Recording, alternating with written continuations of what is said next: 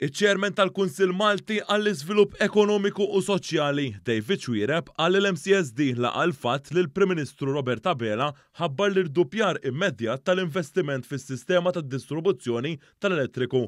Imdawwar mal-imsieħba soċjali fuq Tarax ta' Kastilja, iċ-Chairman tal-MCSD qal li fil-laqa kien hemm kontribut siewi u dettaljat minn kulħadd. Irridu nilqgħu il-fatt illi s-suġġerimenti li l-imsieba soċjali għamlu dik ta' tisħiħ ta' sistema ta' distribuzzjoni tal-enerġija fl-iqsar żmien possibbli bir-riżorsi li jista' għandna u li għad m'għandniex kif ukoll il-flus kollha li għandhom bżonn jiġu votati.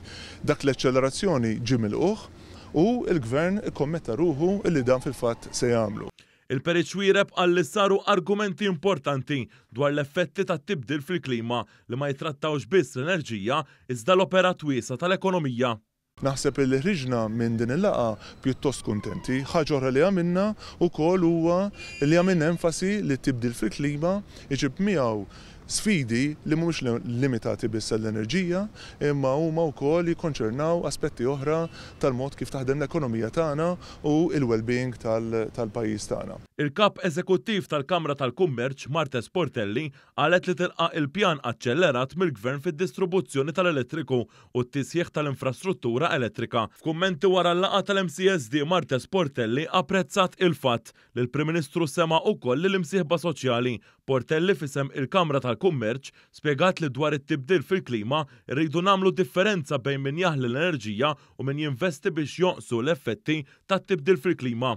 Ovvjament nilqgħu wkoll b'sodisfazzjoni li l-Gvern aċċetta t-talbiet li saru kemm mill-imsieħba soċjali tramite tal-MCSD li hemm bżonn illi jsir an accelerated plan biex id-distribuzzjoni u n-netwerk tagħna jiġi upgradeat b'mod maġġel u jiġi upgradeat b'mod adekwat biex ikun jista' jilħaq id-domandi li għandna llum.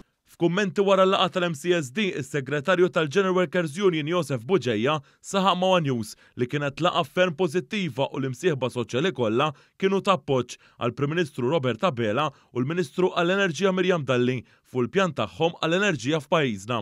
Sodisfatti bl-ispjega li ngħatat li sħab soċjali urew support lejn il-Ministru tal-Enerġija u lejn il-Prim Ministru dwar il-mod kif ħanimxu l-aċċelerazzjoni li kien hemm. Vella innota li saru spjegi tekniċi dettaljati anke mill-Eni Malta u l-ħidma blajeda li saret fir-rigward tal-loti tal-provvista tal-elettriku. Il-General Workers Union sostniet li lil minn dan irridu nħarsu l-qudiem li realtajiet li qegħdin magħna dwar it-tibdil fil-klima.